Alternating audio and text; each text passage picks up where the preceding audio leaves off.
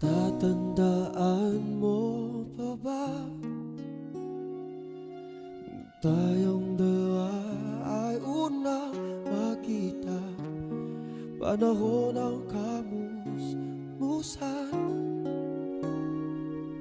sa piling ng mga bulaklak at halaman. Doon tayong nagsimulang mangarap at tumulong.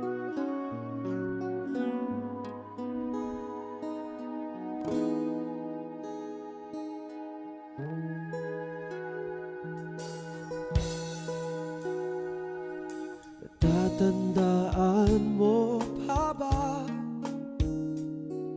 inugit kong puso sa punong mangga at ang inalay ko